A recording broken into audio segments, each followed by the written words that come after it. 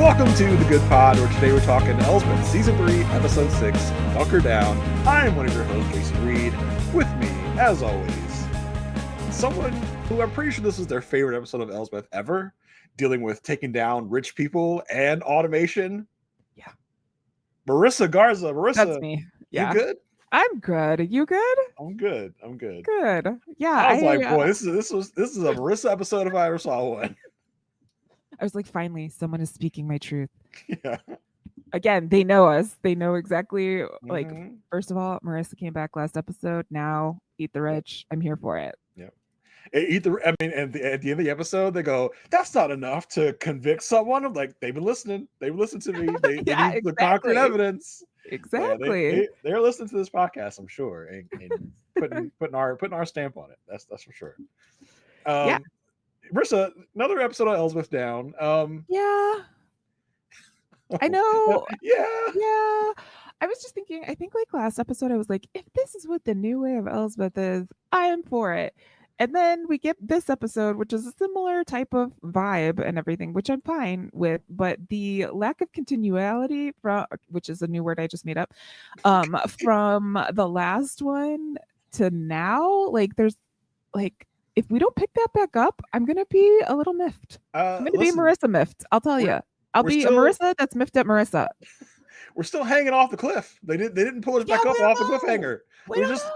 We're just hanging from the cliff. Like I'm waiting. I'm waiting to be, pulled up from the cliff because we got a big moment at the end of last episode. Elsbeth, you're the only one that can save New York City. It was like in Star Wars. Obi-Wan, you're my only hope. Elsbeth, you're the only one. Yeah, it'd be like, Obi-Wan, you're my only hope, and then be like, bye. See ya. Not gonna tell you how or why, but bye.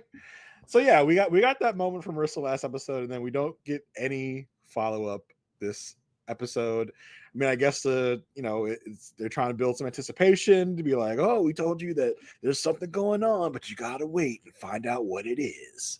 Like how many episodes though? Yeah. I like it. Okay, you can hang us for another episode, but we're gonna need some resolution. And we'll talk about it when we get into it. But the fact that it would be better if like what's his face wasn't in this at all. Like Alec? Yeah, if Alec didn't show up at all, I wouldn't even like have clocked like that there's something. But they had a whole conversation and it was like nothing's coming up or no thoughts by Elsbeth. No like, oh, I remember Marissa said to do this or like, what I mean? Like, I don't know. We're getting too deep. Let's do our housekeeping first. Let's do our housekeeping first. Great listeners and viewers of the podcast, of the Good Pod, good folk as we call you. If you want to help this podcast out, this fledgling small business of a podcast, you can do so in a variety of different ways. You can do that by liking, rating, reviewing, and subscribing. I added liking in there. I don't know where that came from. Rating, reviewing, and subscribing to this podcast, wherever it is you're listening or watching. You can like on YouTube, so it's not incorrect. That's where I got it from. You got this like thing on our YouTube thing. That's where I got it from. Yeah, you can rate, review, subscribe, and like on YouTube, wherever it is you're listening and or watching. You can also, if you want to chat us up about anything about the show, you can do that at thegoodpodfeedback@gmail.com. You can hit us up there. We'll get back to you. You can also, if you want to help us out monetarily, I said free and easy earlier. This is like paid and easy because it's still easy. You can just go to buymeacoffee.com/goodpod, and there you can donate sums large and small. We prefer the large ones, but we'll take all the things you got. It's like we are opening up a pod library. Okay. Like we're having a pod library fundraiser, except for we don't have any wives of murderers in this very important environment, which is very important. And, you're always welcome to leave, but we hope you stay around. And if you'd like to give us, donate to the cause, we definitely appreciate it. We use the money to help us pay for things like StreamYard, making sure that we have the best hosting of our podcast available for you as well. So we do invest in the pod back. So we really appreciate your donations and your support, no matter how it comes. For sure. As far as you all know, there are no murders attributed to this Jason podcast. What are you saying? I'm not saying anything. I say as far as they know, Marissa, as far as everyone knows, as far as I know also, unless you're trying to tell me something. as far as everyone knows, there's no skullduggery, no as villainy. The recording of this podcast on November 15th, 2025, just time stamping for future reference in case anybody needs it. I'm not saying anything. I'm just saying, as far as you and the listeners know, there's no one involved or associated with murder or any crime of any kind, as far as you all know. Okay? That's all I'm saying. Would you like to stop saying things that are being recorded? Is Not that at all. Oh, okay. I'm not saying anything that can be used against me in a court of law on this podcast. I mean, with our knowledge of early 2010s law, yes, that is correct. Correct. All right, we got that out of the way. I just want to make sure everyone knew that as far as you all know, no crime associated with this podcast. Okay. All right. Just than the crimes discussed on the podcast that are not done by us. Exactly. Just to ease everyone's minds. Okay. Okay. Yeah. Well, thanks for that. That was very nice. Yeah. I just want to put it out there. So Marissa, let's dive into the episode and what happened here. All right. I'm going to sum it up for us, and then we can dive deeper into it. It all begins when Anders Whitman, a fixer for a high-powered crisis management firm, suddenly disappears. The only clue that's left is his dog, left alone, which everyone agrees is a huge red flag because he's like getting served with a subpoena and the guy can't find him and his dog is making a lot of noise. So Elsbeth, Officer Nikki Reynolds shows back up and we get Lieutenant Steve Connor out of the precinct and they start pulling on threads and everything leads back to Anders' last known client, Craig Harris, a paranoid, ultra wealthy fintech CEO who's convinced the eat the rich crowd is coming for him. Craig claims that he and a date were hiding from intruders, but when the story falls apart fast, especially once Emily, the woman in question, reveals that he pulled her into a hidden, weaponized bunker filled with electrified doorknobs, drone guns, and a microwave people machine. She escapes and posts about it online, triggering a PR nightmare that Anders was trying to clean up when he went missing. As Elsbeth, Nikki, and Lieutenant Connors investigate, Anders escaped through a tunnel in the bunker that leads to a manhole cover on 72nd Street. Anders isn't free long before he's hit by a car and killed. The autopsy reveals that Anders was burned, shocked, bitten by a rat, and also had chemicals under his fingernails. As it turns out, not only did Anders manage to escape the bunker, but he left behind one last coded message and implicated Craig in his attempted murder. Elsbeth pieces everything together with a fruit fly, a preserved banana, and a fly swatter. And Craig is finally arrested. Meanwhile, Elsbeth's romantic subplot with Alec heats up, and we get emotional moments between Elsbeth and Judge Crawford's widow, Winnie, who is still seeking the truth for her husband's crime. But it turns out she may know more than it seems. Yes. So, yes, I have to say I enjoyed the Microwave the Rich episode here. And also, I really enjoyed the portrayal of Craig as the amalgamation of pretty much every, I think we had a little bit of every known technocrat that we know in this world. Yeah, definitely. Tony Hale guest starring here as Craig, who Tony Hale you'll know from I think he got his big break on Arrested Development and continued to star on Veep, which I think is probably his second best known. He also was Forky in Toy Story 3, 4, one of them. 4 and Toy Story 5 coming soon. Yeah, and he also took over for Fear in Inside Out. But anywho, yeah, he's great at this. Mm-hmm. Yeah, being this very snobby, obnoxious person is really his thing. But I mean, I would say Tony Hale, because I think he was Buster, right? He was Buster with his Bluth. Hook with his hook arm. Yeah. Buster Bluth and Veep character. The Bagman. The Bagman was, oh my god! I don't know. Hold on. It's gonna haunt me. You can scream it at us. Do it, people. You can. Yeah, scream it out at home. We'll hear you. Scream it. It was a very singular name. Gary Walsh. Gary, that's his name. Gary. They're very different characters though, so I think he has great range. So like this here is a really good like middle ground of that range here. Very fun. I mean, like, and yeah, he's all about automation. He doesn't like people. I mean, oh yeah, he has taken this to the extreme. He's gotten rid of most of his staff, automated everything that he can. He thinks that people are basically the enemy and are trying to get him at all times. And I mean, he's not wrong, but like the solution maybe isn't building a fortress of solitude, you know? But it is funny that he hates people so much, but he still needs to get some. You know, he still needs to date. Okay, like he hasn't gotten one of those really realistic robots yet to accompany him. So he still has to have some human interaction. Can I tell you one of my favorite montages with this character? So Anders is there and he's like trying to like say, okay, just tell me what happened. Like what happened? And he ends up getting like shoved in the bunker. And at that time, Craig is like, I don't know how to handle this, right? Like, I don't know what to do next. So he tries to microwave him, doesn't work. Because I'm pretty sure that was a failsafe by the builder to like not. He tried to microwave that man like a hot pocket. Like, it's a man, not a hot pocket there, Craig. Bad. It was bad. And then he runs over to like a gun safe. And then I love the commentary because he can't remember the combination. Then he's like, what is my mom's birthday?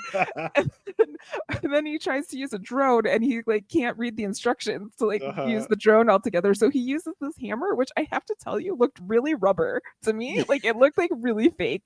And I just enjoyed that entire montage because he was so helpless, even though he apparently is like the king of innovation and super smart and does all this stuff. So I enjoyed how they folded those pieces of commentary into the case as well.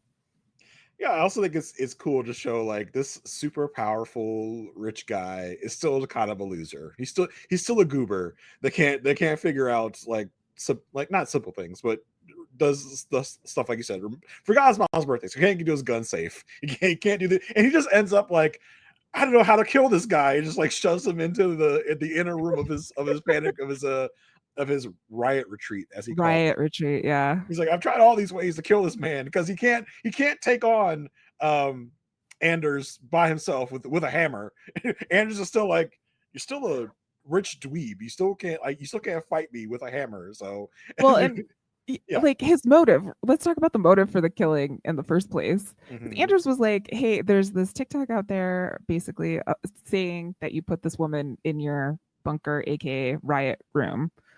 And then he also talks a little bit about like how he's thinking of leaving crisis management and all of this stuff. So basically, Craig thinks that this guy's a spy for the board and is going to tell the board, hey, all of this stuff is going on and make the stock go down and make his job like not good. So this gets him to do the shoving into the riot room and everything else like that. And like the motive for the killing. I don't think like he didn't plan out to do this. But it definitely was a reaction. Yeah, very spur of the moment thing here where he's kind of panics, pun not intended, and shoves the guy into his panic room. Yes. Yeah, what did you think about the panic room? It was great. It looked fantastic. I was like, I wouldn't mind it. I was like, panic room or just like a living room I could chill in, like if I needed to be like cut off from everything, which sometimes I feel the big need to do, you know, just get in a room with no windows with a TV and a very comfortable seating arrangement and just be like, right? especially in 2025, right? Like, yeah, the little haven. I could do without the microwave foyer. That would be something I think I'd be a paranoid that I would accidentally set it off and cook myself. So I'd probably take that out for sure. I did enjoy that they used the Great Gatsby as the unlock to the secret door, because obviously the Great Gatsby is about like wealth and the people who are wealthy not taking responsibility for their actions and or being held accountable for them. So it was very apt.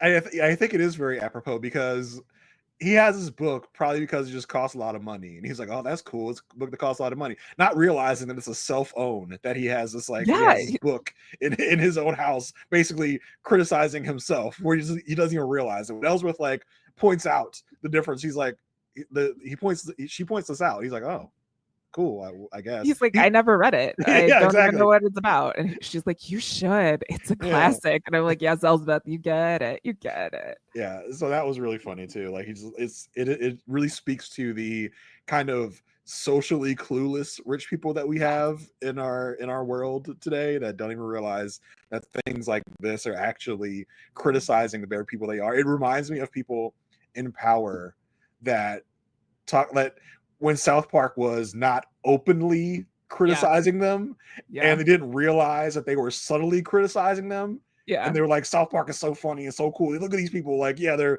saying these things when they don't realize that South Park is actually making fun of them and their ways. It was a magical time. It was a magical time before the joke was seen on that one. Yeah, South Park is being very like obvious now, like it's being very direct. Like, very direct. So but in those times it was like, haha, that's so funny. Like you don't realize they're making fun of you. And that's actually pretty funny to us out here that understand that you love this thing that's actually making fun of you. So yeah, that was really cool as well.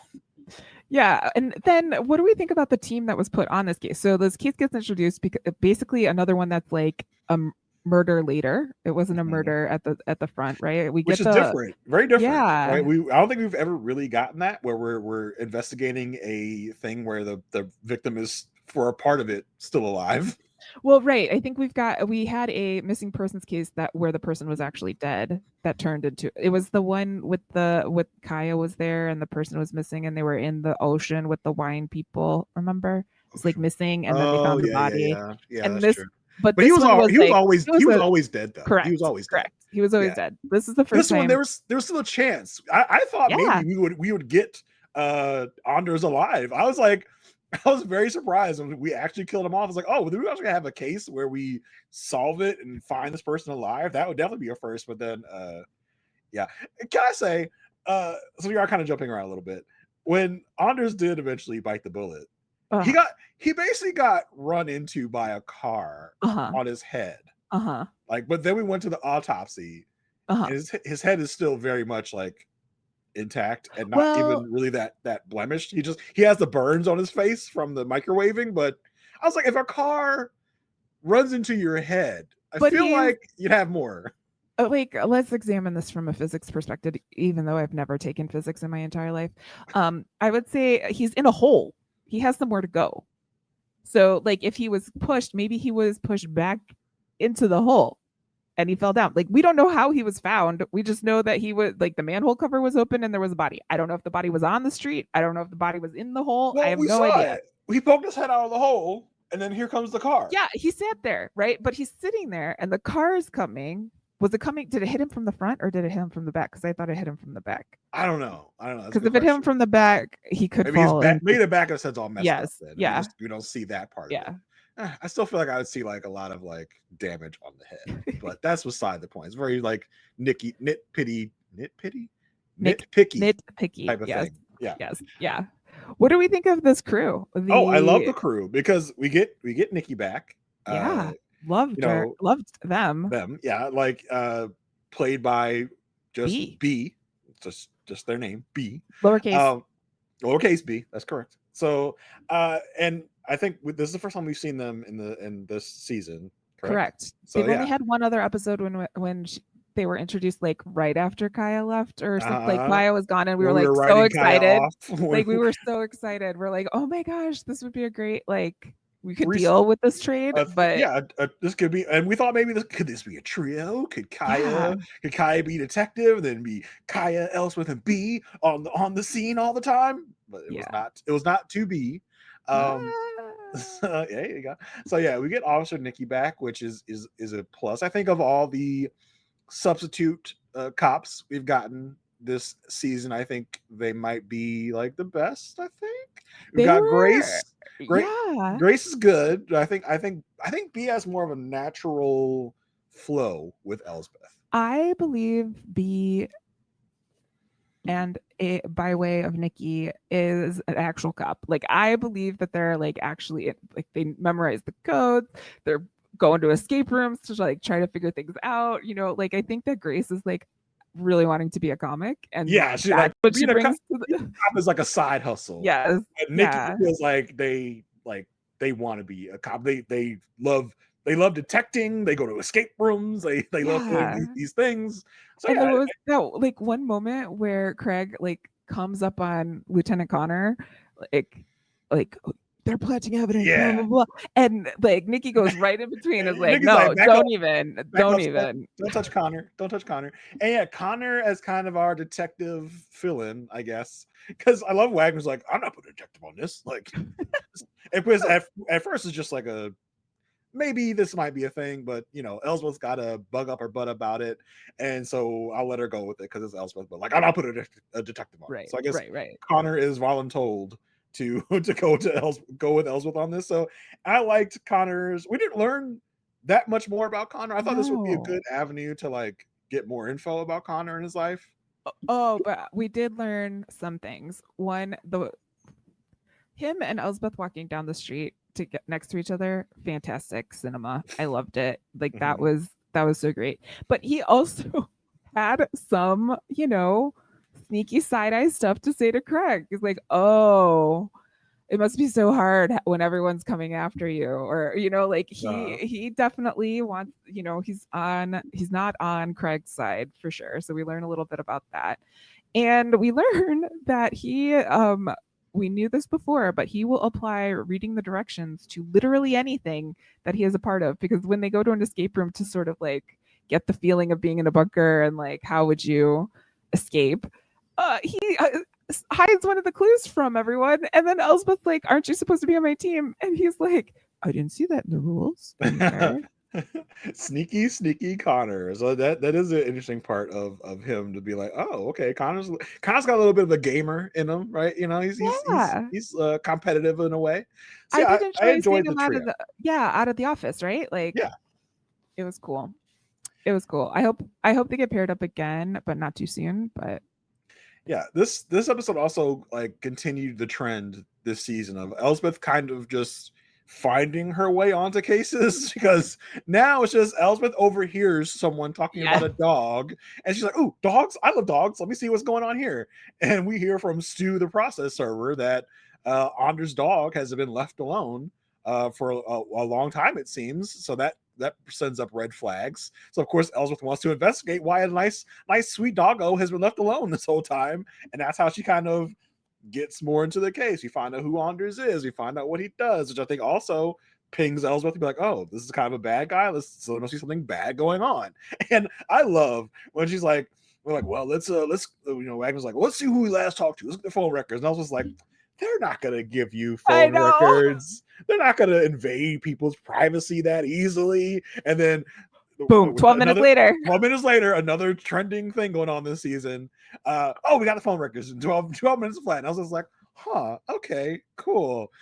Looking at you, Apple, Google, whoever else we need to talk to in this. All like Verizon, AT&T, T-Mobile, all of them. I mean, and they will do that with phone records. Yeah, for sure. So that was funny. I really enjoyed I won't say the Kings. I mean, I think the Kings are kind of tangentially involved in Elsbeth at this point. It's more just the writers, showrunners, kind of picking fun at different things in society, which is what they did a lot this episode. Yeah, and that is what makes, for me, watching like a good property fun, is like listening for the societal criticism throughout all of the fun hijinks of the courtroom or police work. And it came up again too when Elsbeth went to go to the company that Anders worked for and like tried to talk to his boss, and she's like, I can't give you that information. And she's like, you're better than the phone companies. But also it's like, oh, there's there's a dog involved. The dog's left alone. Here's all the information. Yeah. Like privacy rights only go so far, you know? Well, right. Exactly. Well, yeah, because it showed like he would never leave his dog alone. So I might as well help out. Yeah. Let's talk about the first meeting with Elsbeth and Craig. Elsbeth does her Elsbeth thing by like pretty much coming in and just searching for clues, like right on. Like as Connor and Nikki are talking to Craig, Craig's like, who is this brightly colored woman you let into my house who's wearing a like pink fuzzy overcoat and eating all of my chocolate? Yeah, love that. She's like, is this for everyone? It's like, I mean, I guess, kinda. And then the way that he like takes it from her. He's like, "You've had 3." Like, I would not. It would not surprise me if that was ad-libbed, because that sounds like something that, like, Tony Hill. I don't know if you remember when oh my gosh, it's not Jessica Louise Dreyfus. What's her name? Julia Louis Dreyfus. Julia Louis. Yeah. I don't know. Oh my gosh, you guys, we are recording much earlier than usual. Julia Louis Dreyfus, she won her Emmy, and then Tony Hale came up in the role of Gary to whisper into her ear, like, people to thank. Like, Tony Hale is a fantastic improver and is able to, like, throw things in that really, like, move the scene further along. So, I mean, credit to the writers if they did, but also, like, high five to Tony Hale if you threw that in there. Yeah, it was just a trademark, like, sarcastic, like, you've had 3. You've had enough. Like, we're good. You I said you could have, like, a couple while you're eating all of them, so I'll take this back. Thank you very much. Well, and it was also fun because, like, we didn't see her eat 3, so we were like, oh my gosh, she ate 3. Yeah. So I love that kind of first meeting where it's, Elsbeth gets obviously the idea, oh yeah, this guy is definitely up for something. Here we go. And then we get the like you said, the workplace thing where the same chocolates are found. And it's like we discover that Anders had just come from Switzerland, so he's giving these gifts. So it's like, okay, so obviously Anders has been in Craig's panic room within the last, like, day or so. Yeah, because when they're at Craig's house, Craig tells Elsbeth, I have them flown in from Switzerland. And I mean, they were flown in from Switzerland, and he says it as a way around the tariffs. So again, I love the placement of some of this stuff. But yeah, I mean, Anders is the UPS in the situation, or FedEx, or whatever rich people use. I don't know. They might have their own courier situation. I don't know. Yeah. Do they all use Amazon because they're all friends? Who knows? Who knows? Is he get a discount? It's like, can you just have him done for free? Like, oh, I'm good for it, So I mean, they interview the woman that's, like, because we find this out basically because the woman in the video was serving defamation papers to Anders, which brought in Stu, the process server, who the process server found the dog on the loan and triggered this whole thing. So we talked to her. It's like they were on a date and the smoke alarm went off. So Craig thought the socialists were out to get him. And super paranoid, which is great. Keep up the pressure, peeps. Keep up in this other universe. Keep up the pressure. Make the rich scared. It's okay. Yeah, for sure. So yeah, they basically were holed up in there for over 4 hours, which in the beginning where Craig's like, oh, it's only 4 hours. And I'm just like, 4 hours? You had it trapped in here for 4 hours? And Craig, who in classic, like, I'm rich, so I can't do anything wrong, speaks like, she was fine. She was having a great time. She's here for 4 hours. Not realizing that this woman was probably, like, terrified this man was holding her hostage for 4 hours. So it very much speaks to the nature of these people that think are untouchable and think they have done no wrong. Yeah, I mean, in this case, there weren't any emails that were released by Congress to show that there were people that may have been scared in a situation where they were left alone with a man. But yeah, that your point still stands, Jason. You're correct. For sure. So yeah, it looks like we get the probable cause, I guess, because of the chocolates issue. So we're able to go in and look around. Well, Elsbeth, they was this moment where everyone comes in, right? Everyone comes in. We've got Lieutenant Connors, we've got Nikki there, we've got the entire, like, CSI team is there to do a sweep of the riot room. Although this scene does come after, correct me if I'm wrong, after their conversation with the manufacturer, where he's basically like, I put in a thing that cleans everything and also preserves your food, because why not? We've skipped some other things too. So so Elsbeth goes again alone to Craig's, and she's made him some butterscotch. She's trying to get more information. This is the moment where they talk about the Gatsby book and what the Gatsby book means. And Craig gets, like, really scary. He, like, basically backs Elsbeth into a corner and is like, are you, like, basically, like, talks about corruption, she talks about the corruption of money, and he basically kind of, like, backs her to a corner and makes her, like, scared. I was like, I was thinking maybe he would try and put her in the panic room with Anders and be like, oh, is this now he searched for Anders and Elsbeth? But she actually is able to get out of there. Yeah, no, but I brought up the other one because like I found it weird that they would go do the search when they were just told that everything's gonna be clean. I mean, I guess you got to double check. I guess you got to go Well, like we're not sure. You know, make sure, but who knows what's going on? Anders could still be there that's true. and Yes, alive. He may yes. have like forgotten about the self cleaning because we also see because at this moment in time, Craig is still trying to like figure out how to get rid of Anders. He's just got him trapped in there. He tried to beat him with the hammer, that didn't work. He tried to microwave him, that didn't work. So now Craig is going to the manufacturer of the safe and be like, so let's just say, right, like Hypothetically, very, very hypothetically, if someone, not me, had a guy trapped in a panic room, not my panic room, and he wanted the guy to die, not that I want a guy to die, how would he do that? Can you guys like put poison in the air or something? And the guy's like, no, because not like basically like because we're not in a James Bond movie.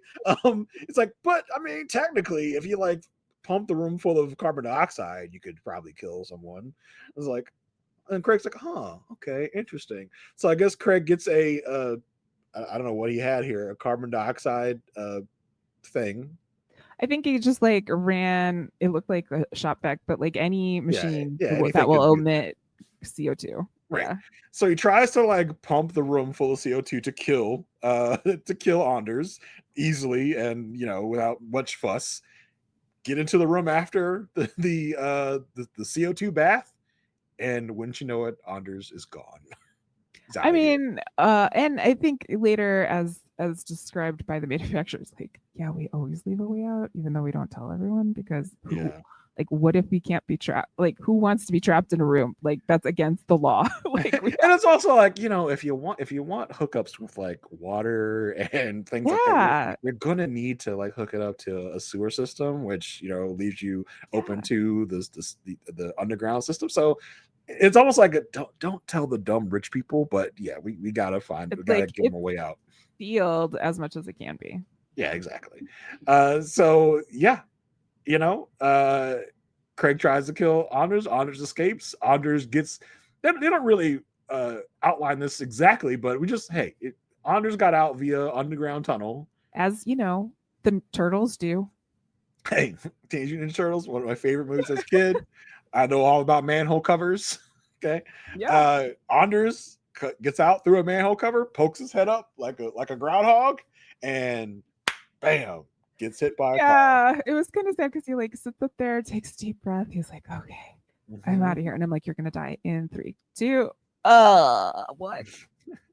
Yeah, I loved when we got the autopsy, which hello, yeah. Where's Cameron? First episode, I think, the season where we don't have autopsy details delivered by Cameron. Yeah, this would have been the perfect moment for they've forced there was Cameron. A lot.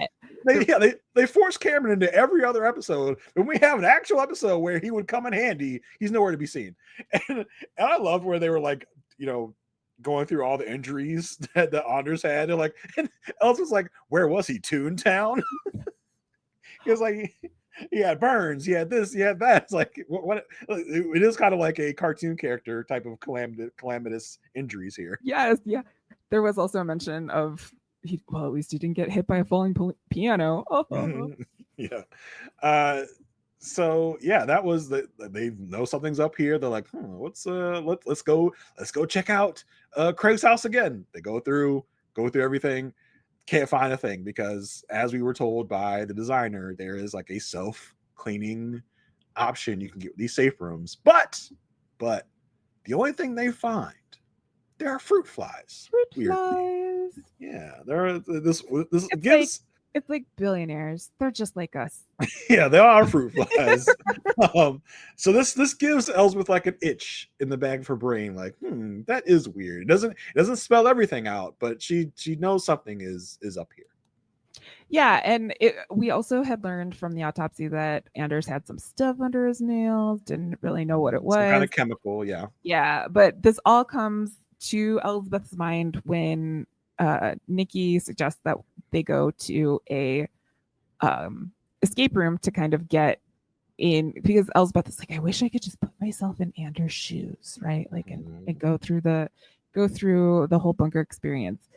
And escape rooms have been mentioned previously in this episode, and so Nikki suggests, let's go to the escape room. And also in the scene, I really enjoyed it because the introduction to the escape room was done so dramatically. And then Elsbeth also mentions, like, hey, he's probably earning his equity card, which is true of the actor. It is very meta of like, yeah, in the act, and especially after everything that the industry has gone through in terms of strikes and SAG-AFTRA and the Writers Guild striking last year and everything like that. It's I hope this series is kind of, I think we are seeing it pay its dues back to the union and get some actors their equity cards. I just thought it was so funny. I was like, probably. oh, okay. I am kind of upset that they wasted an escape room idea on I this. would love, yeah. I feel like there is a space to have a whole episode centered around escape rooms and, like, you know, what if there was like, a murder in an escape room? Exactly. You got to figure out how and where we got to figure out the escape room within the escape room. Like, how and where did this person get killed, with what, and this and that. So that, I think they kind of wasted the escape room idea on this like 5-minute moment.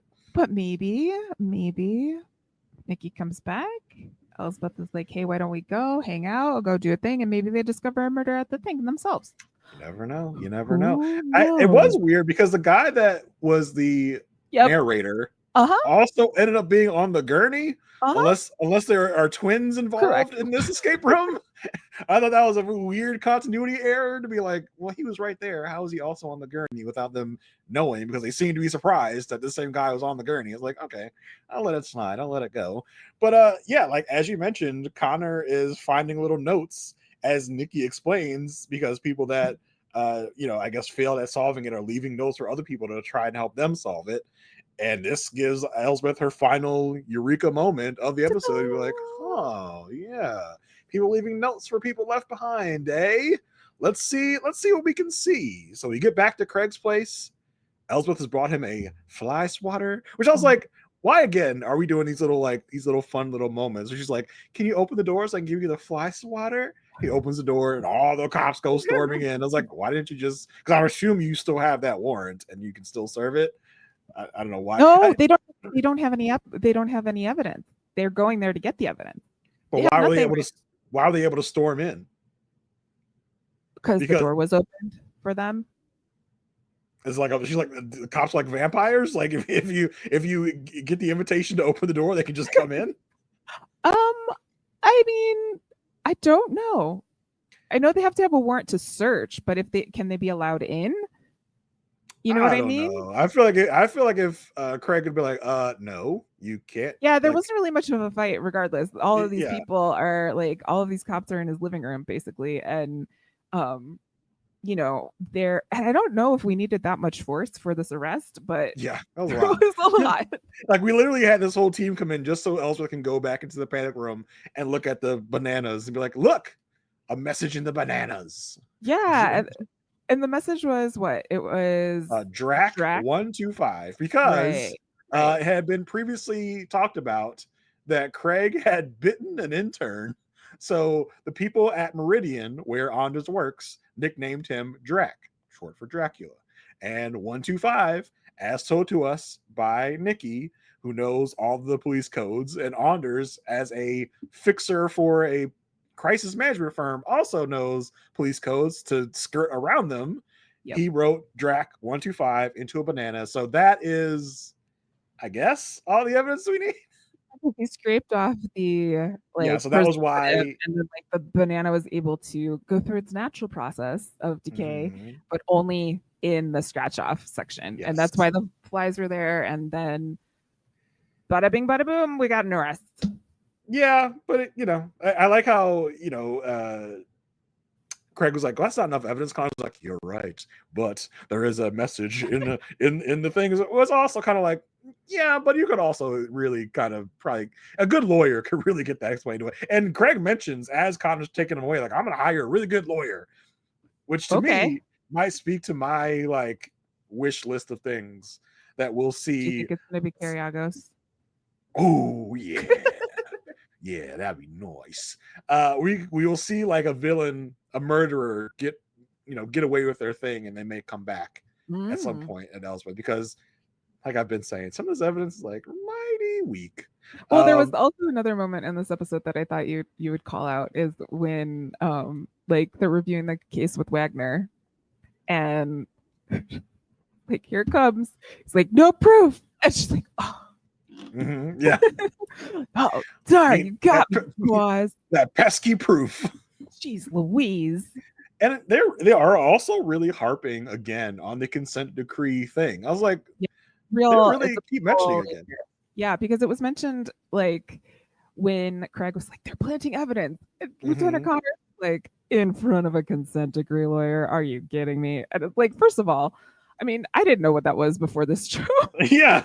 And we kind of left it in season 2. We were just like, we're not going to worry about the whole consent decree thing. We're calling her consultant for a while. It's like, okay, we're finally getting out of the consent decree stuff, but now we're like talking about every episode. I'm just wondering if it's going to pay off later down the road, where we've nailed into the heads of consent decree. So at some point, is that going to be like something done with that?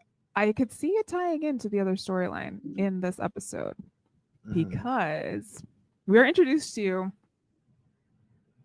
what's her name? Winnie, yes. Judge Crawford's wife, or widow and wife.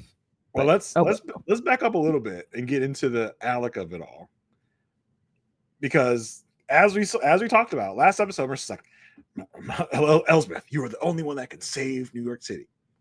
We don't know anything else about that because we weren't told in this episode what that's about. But Alec comes back around to Elsbeth. It's like, hey, girl. Hey, babe. What's up, girl? I want to invite you to a fundraiser. And she's like, oh, she at first gives a little pushback. She's like, oh, yeah, I'm not really like, I don't really love to be like seen with you and stuff. He's like, oh, like, she's like, did Marissa put you up to this? He's like, no, this is all me. Come to the thing. And she's like, oh, okay. All right, cool. I'll go with you to the thing. Where it seems like whatever Marissa said, I think got Elsbeth on board, because here's my theory. Here's my thing. Alec is a bad guy. He's like posing himself as a good guy, or as I'm trying to get the kids to say, no boy. No boy? What is no boy? I mean, no bueno. It's, I know, like, it's no bueno, but it's I just made it up. So like, okay. I said it randomly out of nowhere, and I was like, this, if we could infiltrate the youths with this, it's already been introduced to my sister's advisory class. Oh my gosh, they very astutely said, it may sound bad in another language, which I was like, very, very good awareness here.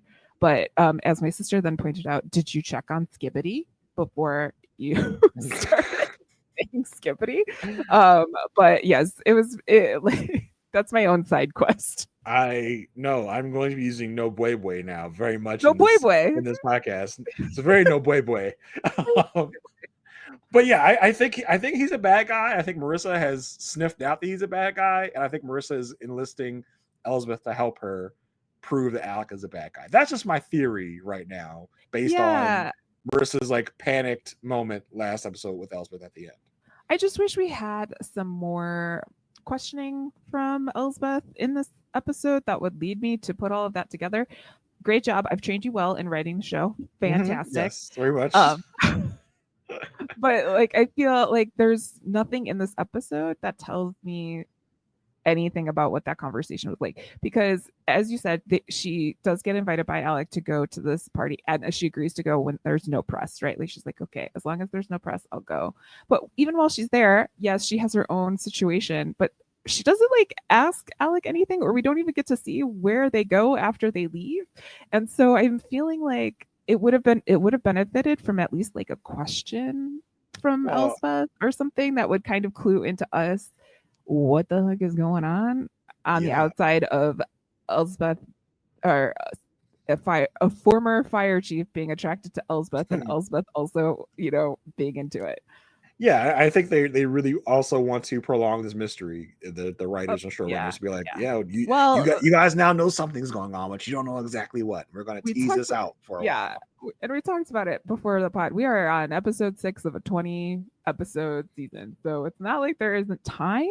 I just am worried that they are going to lose some interest in the in-between if they don't pick up some of these storylines and tie them together. Yeah, I mean, we got some threads that are just waving out there. I think we had this criticism last season as well, where they left some things out there hanging for a while, and then also in that last season, the follow-up and the ending wasn't what we were hoping for.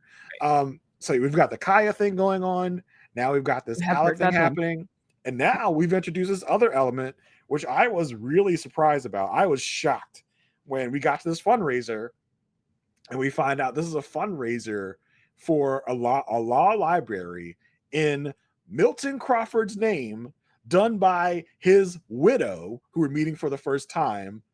And I was like, oh my God, like this, I was shocked. I was like, oh my God, this is crazy and cool. I love that we had this Milton Crawford thing haunting Elsbeth, because when Elsbeth finds this out, she gets like these flashbacks to, because remember, Elsbeth was there when Milton got gunned down, which I'm sure is a very like triggering, stressful thing for her to like remember these moments.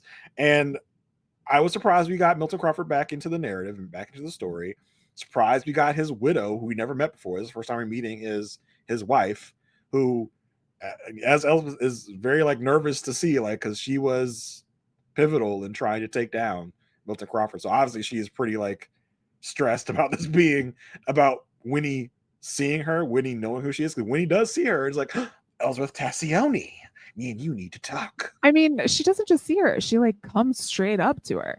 So, you know, I think this and as we find out throughout the rest of the episode, you know, Winnie is going about this thing like, hey, Elsbeth, tell me everything you know about my husband, and trying to like relieve Elsbeth of the guilt that she's been carrying around about this, at the same time as put on this like, I knew nothing about my husband. I knew nothing. Like, Elsbeth has one meeting with her and she's like, you did nothing wrong. And Elsbeth's really surprised, right? Like, she's like, I can't believe you're not defending this man. We're married to him. I was really kind of expecting this. And Winnie is like, well, how could I, after everything you've told me? And so, but we find out later that she is the one that has the missing fanny pack. That was the thing that was going to solve the case against Milton Crawford in the last season. And so here's where I think the consent decree may fall into place. How did that evidence, because last time we saw that evidence, it was in a box in someone's house. I remember it being like in the kitchen and they were talking about it. Remember? It was like folded in. I did not remember. I honestly was like, I totally forgot about what this fanny pack was, where it came from, why it has blood on it. If I had time, I would have gone back and watched that episode to like get my knowledge back fully, but I didn't have time before recording this podcast. I was like, I don't remember exactly where this fanny pack came from. Yeah, but it was there and it had gone missing. And so I wonder if that is where like a consent decree action can come into play, because how did it leave evidence? Is there a cop on the beat somewhere that's like how did Winnie get this? Was it something that Milton took, which was Elsbeth's original hypothesis, or was Milton assisted, or did Winnie offer or get this? Like, this is where I can kind of see some sort of criticism around police procedure being explored, and that's what a consent decree lawyer is there for. Yeah, and I think we can look at this a number of different ways. Where like, because listen, if y'all listen to this podcast for a while, y'all know me. I'm suspicious of everybody. So as soon as Winnie came on the scene, I was like, as soon as she was acting all like, oh my gosh, my husband's a bad man. Oh no. I'd be like, nah. I was like, you know something. Like, this is not all it's wrapped up to be. Like, you're not this sweet, innocent widow that we're supposed to think you are. Because she was laying it on very thick. And I was like, okay, like this. Did you think she was a bad guy? What did you think of Winnie when you not even first saw her, but when she's doing the whole like, oh my gosh, my husband's a bad man? I was like, how did you not know? Like, first of all, you're not going to be her friend. And second of all, interesting. Like, I just was like, interesting. I am reserving judgment. However, something is fishy. Something's amiss. Yes. And of course, and also with the whole like, oh, we should be friends, Elsbeth. It was like, that's weird. Yeah. Because listen, over on the Good Wife coverage we're doing over on the other side of this podcast, we know about people pretending to be your friend and having ulterior motives. Looking at you, Maddie. Multiple times. Yeah. And so we at the very end, like you said, we get this moment where Winnie is getting the fanny pack and it's in this whole evidence bag and everything. So the question is, where did this come from? Is it I'm wondering if Winnie found the bag going through Milton's stuff before and was like, what is this? Why is this here? What is this doing here? And now she's gotten the scoop from Elsbeth. And even this could be innocent. It could be not that innocent, where she says she finds out that from Elsbeth, there's this thing missing that had his blood on it that could have proven he did this. And so is Winnie just trying to keep Milton's name pure and clean by getting rid of this evidence that she found previous, and now she knows what this evidence is because she was told by Elsbeth. It's like, oh, that explains that fanny pack I found a while ago in that evidence bag. So now she's like, let me get rid of this just to, yes, my husband did a bad thing, but I want to keep his name pure. Or is Winnie as bad and crooked as her husband is? I was just gonna say, that's a very generous read for someone who's suspicious of everyone, because I'm like, this can't come out because if Milton's legacy is tarnished, she won't be able to use his name to get money, and whether or not it's for another freaking law library, I don't know, but maybe she's going to be gaining money or getting all of this money and laundering it or doing something not great with it. And so it is in her interest to get rid of it for that reason as well. She was a little emotional when she was throwing it out, so I don't know what that was about. She was very almost crying. So I mean, who knows? I don't want to say. We'll find out next episode because we won't. But I mean, but could Winnie and Milton have been a murderous, murdering duo? Maybe that feels like a plot line from a Dexter season or something. Yeah. Could they have been in it together? And she's just as murderous as her husband, and she's going to continue her husband's murderous legacy. Well, we'll also have to keep our eyes open and ears open for any other evidence that might be missing in cases going forward. And then I think, I don't know, maybe she has evidence embezzling ring. I don't know. What if one of our detectives or cops is right? Who of our rotating cast of cops and detectives would you put first in your suspect list of who could be helping Winnie Crawford? Well, I don't remember everyone's name, Jason. So that's we got Detective Third Watch, who is Detective not Connolly. Detective Third Watch. Yeah. Connolly. No, it's not Detective Connolly. So it's not Connolly. We got Smullen. What do you think of Smullen? I mean, I could see it being done in retaliation to how he was treated that one time when it was wasn't there a time where Smullen was being hazed or something like that? I don't know. We have Buzz, Detective Buzz. I could see it being an accident from him. Oh no, I just left, it's 5 o'clock. I just left my badge here. Oh. It's also all about either money or sex for Buzz. Right. Exactly. He could be doing it for money. Exactly. We've also got Detective Edwards, our tech savvy. Well, we detective. haven't seen her in a while. I think she was name checked in this episode. It's we have Detective Edwards that could do it, and Wagner's like, no, we already have 2 people having caseloads. What if it's Rivers? Rivers is another person, but I think Rivers being given the good guy. Ooh, what if it was Rivers and he's with Julia now? Yes, and exactly. There's a whole thing for Wagner. And also, yes, or it was done before he turned good, and then he's going to have to explain it was during the bad era of Rivers on the other side of the river, if you will, and now on this side of the river, he's a changed man, but he also conveniently forgot that he was involved in this evidence thing. Mm-hmm. Yep. And then on the cop side, we've got Grace. No, could be Grace. We've got a detective. We got cop let my gun get taken. I forgot what his name was. Oh yeah, maybe him. But I don't know if he could live with himself because his grandfather, and his father, and his father's father, maybe he's just continuing the legacy of bad cops. Could be. What if it was Nikki? Wouldn't that be quite a turn? It was not Nikki. The cop that we all love. They're actually crooked. What if it was SpongeBob. Ooh, SpongeBob. Oh yeah, that was my favorite one. I forgot about Detective SpongeBob. I mean, cop SpongeBob. Sorry, Officer SpongeBob. I wonder also if this is going to tie into anything that Kai is doing.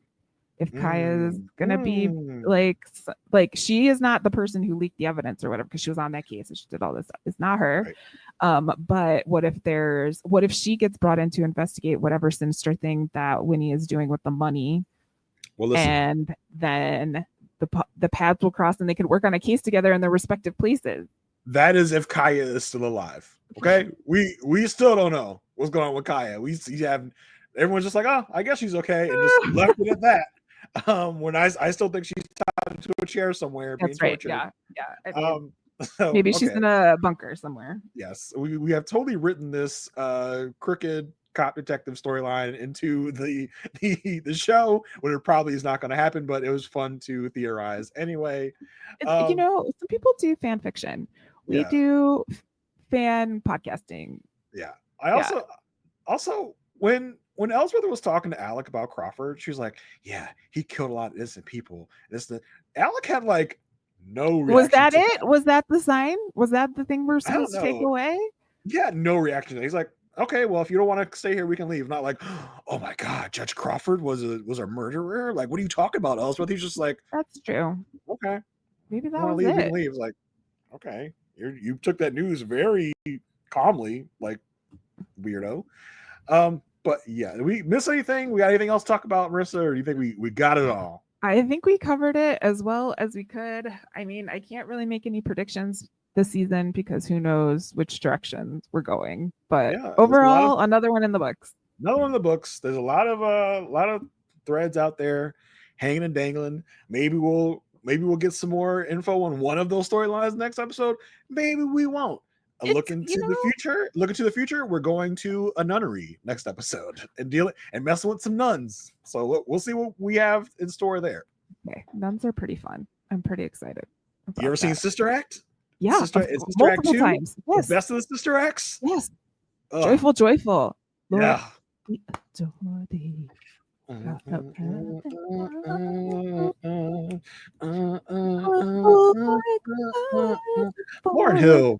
Lauryn Hill, man, you really messed up your career by being a weirdo, because she was the bomb. That at a moment, she was everything. After we get done with this, everything, but she was also everything. There you go. After we get done podcasting, I'm gonna watch that concert scene at the end, because that really does it for me. That's one of those things that you watch when you're like depressed, like you need a little pick me up. The Sister Act 2 concert final thing footage. People, if you haven't watched it in a while, go watch it. Make yourself happy for today. But do that until our next episode. Till then, stay good.